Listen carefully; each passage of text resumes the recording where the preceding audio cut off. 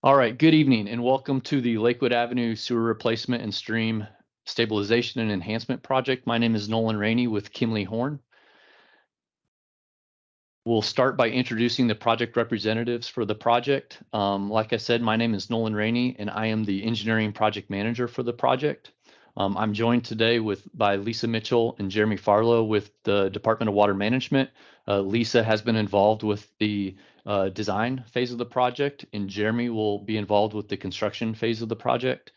Also from Public Works, Dave Milkery is here, who is an environmental program compliance analyst who has been involved with the stream restoration portion of the project. Also, Ricky Suggs with Hollins Construction Services will be a resident project representative throughout the duration of construction, and John Patrick with JF Wilkerson Contracting Company, who will be providing the construction coordination for the project.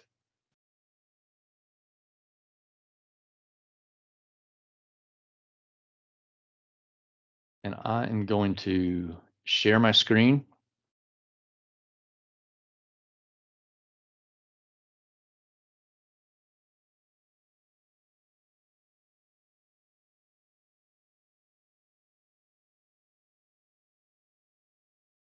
All right. And the contact information for the representatives are shown on this screen. Well, in tonight's presentation, first we'll provide an overview and summary of the project. We'll discuss a little bit of the need for the project, the construction phasing of the proposed work. We'll discuss some of the anticipated construction impacts that the public may see, and finally, how to stay informed about the project as it moves through construction.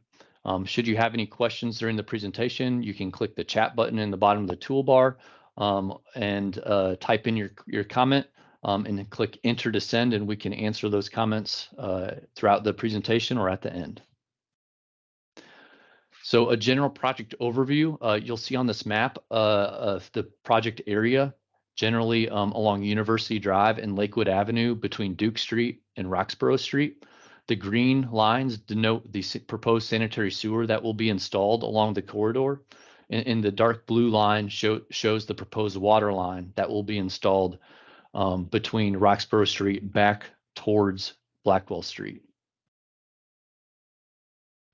The project will include the replacement of approximately 2,700 linear feet of existing vitrified clay sanitary sewer pipe. We'll replace about 32 existing brick sanitary sewer manholes. We'll stabilize and enhance an existing stream area where the sanitary sewer line crosses the stream today. And we'll install roughly 1,100 feet of new 12-inch ductile iron water line to improve the reliability of the water line system. In all these areas where the proposed improvements will take place, we'll provide repairs of the pavement or grass where the installations will be taking place. The proposed project timeline will begin in May of 2023 with an anticipated construction duration of 10 months. That would put completion of the project in the spring of 2024.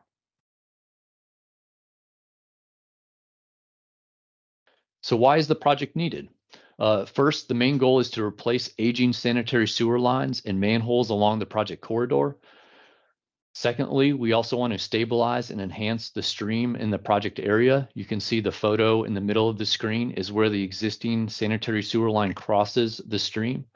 In this area, we plan to improve both the stream and the banks on both sides of the stream, and then also address the capacity of utilities to meet current and future demands of the city as the city grows. So the sewer will be increased in size to 24-inch to accommodate anticipated future growth in the downtown Durham area.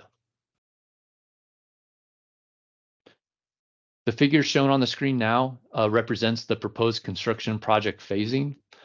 We have 4 phases of utility work, followed by a 5th phase of stream stabilization and enhancement.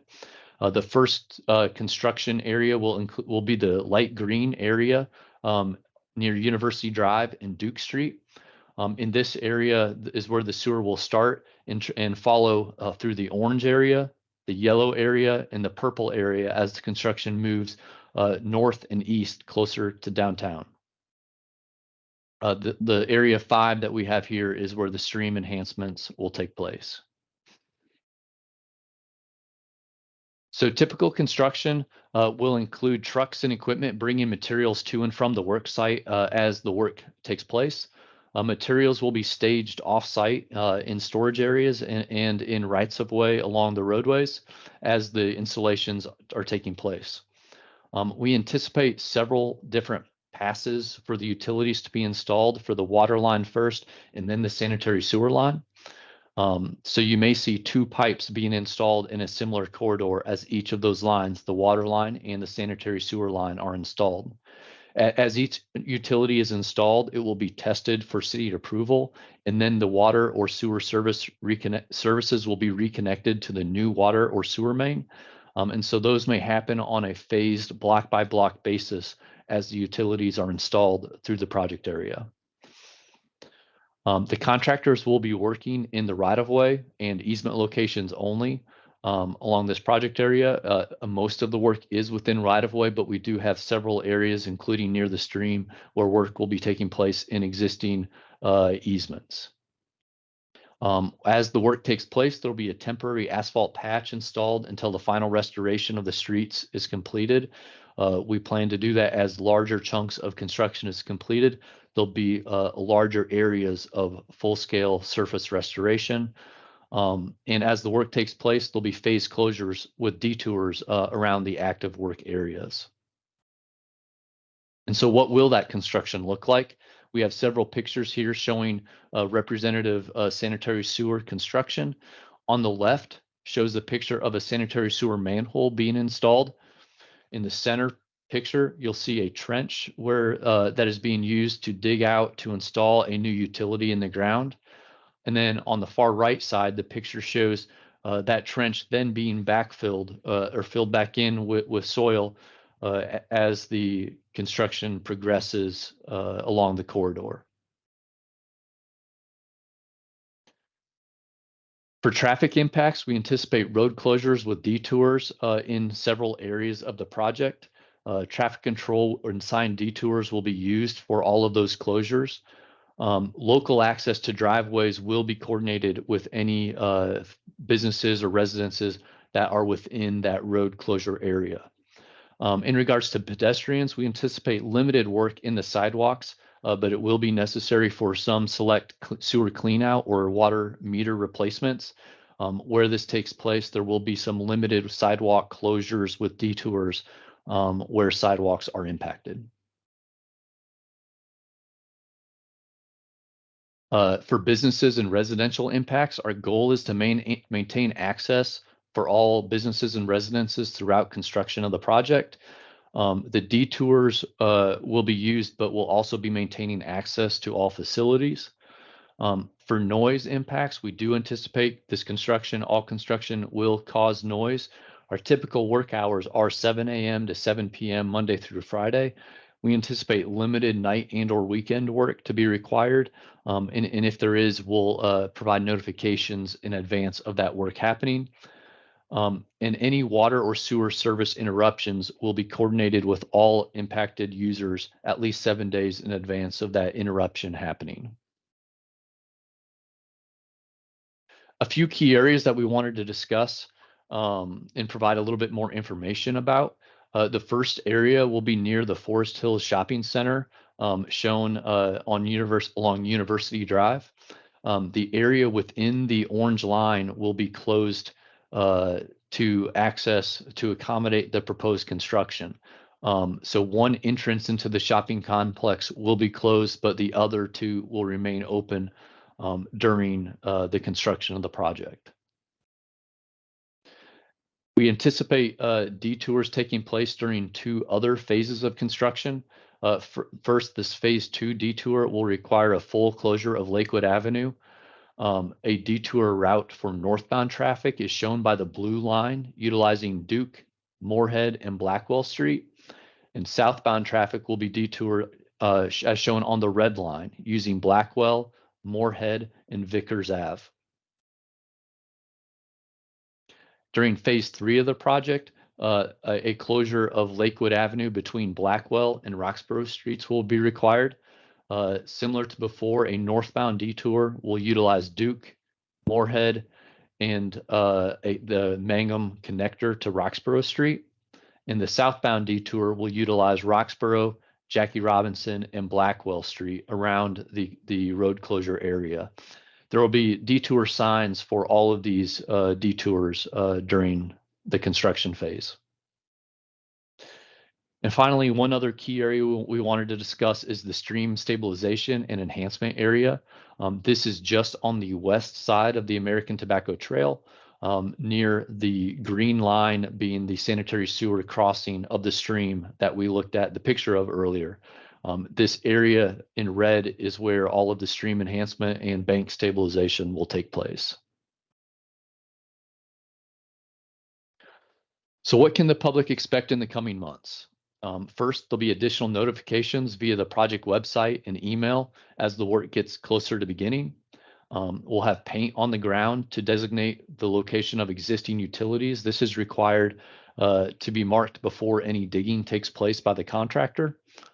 Traffic control signage will begin arriving on site to prepare for the work and lane closures as the work begins. We'll have a 7-day notification passed out to businesses or residences in the initial project area 7 days before the work begins. And all of that will lead towards construction beginning in May of 2023. So some ways to stay informed. The city has both Facebook and Twitter sites available with the Twitter handle being @DurhamWater, where information can be found.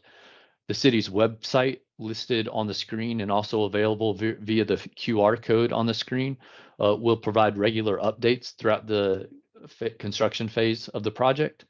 We'll provide every other week or bi-weekly schedule update emails, which will provide information as to the proposed construction taking place over the coming 2 weeks of the project. We will have a full-time construction observer on site during the construction phase of the project. This Ricky Suggs is his name, and he'll provide coordination with any local people as the project continues throughout the entire phase of construction. There'll be project contacts are on the web page where you can find the correct contacts to reach out to should you have any additional questions during the project. And so with that, that's the presentation and a general overview of the project. If you have any questions tonight or in the future, please feel free to reach out to the contacts on the beginning screen. And we thank you for your time.